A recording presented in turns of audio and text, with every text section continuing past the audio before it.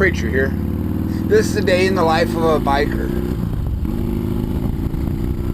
The Nomads pool party. You know what? It's always a great time out there. If you ever get a chance to go to one of their events, do it. You're gonna have a ball. And, you know, it's perfect day. There's a nice breeze out. Yeah, it's a little hot, but the breeze makes up for it. I had to pull out a little early. I started to get a little bit of a headache and figured I wanted some wind in my face. You know, everybody wants wind in their face. Anyway, you know, it got me thinking back about July 9th, 5 years ago today. I put on a run, and it was a really cool run for Bibles and to help the homeless. And it was successful. As we're cleaning up the run, it gets raided.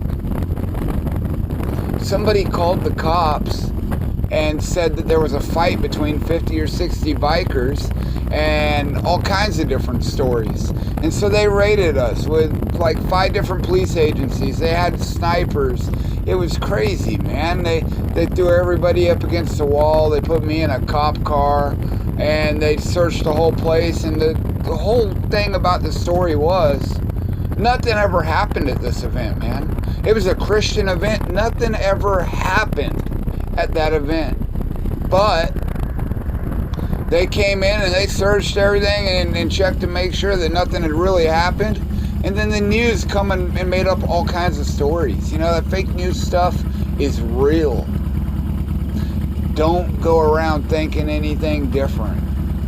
So, you know, it's been 5 years ago. And time flies. But let me tell you something. It just teaches you to be ready, to look out for your rights, and to trust God. You know, so I've been talking a lot about trusting God lately. And it's always a great time to talk about God when we get out on a ride. And people try to look down on people when things happen. But hey, that ain't the way to do.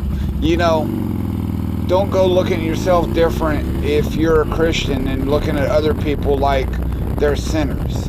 The difference between a Christian and a non-believer isn't that one is a sinner and the other is not. We all sin. We all fall short of God's glory.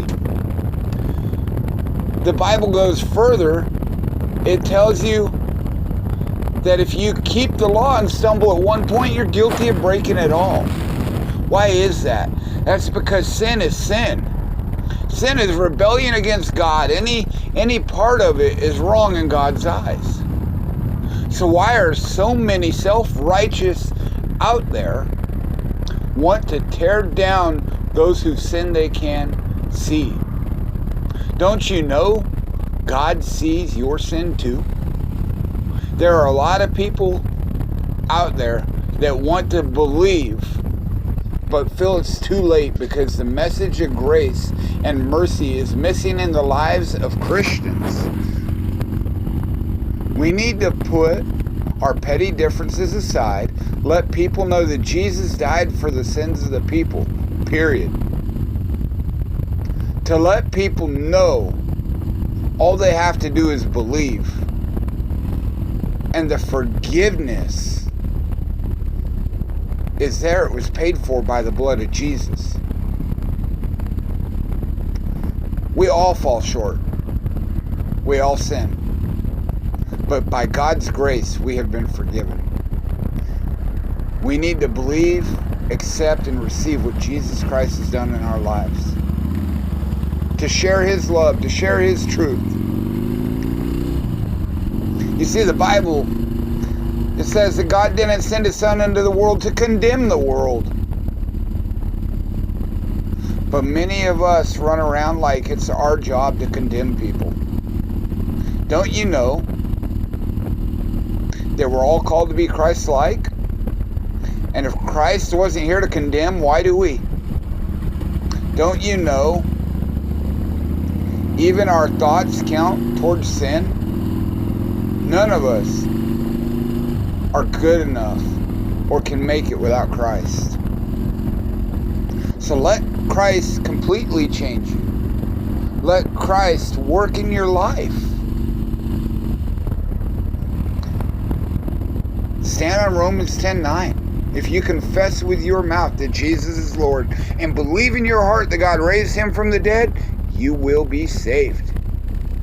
Anyway, keep it shiny. Give me a victory in Jesus in the comments, and have a great week.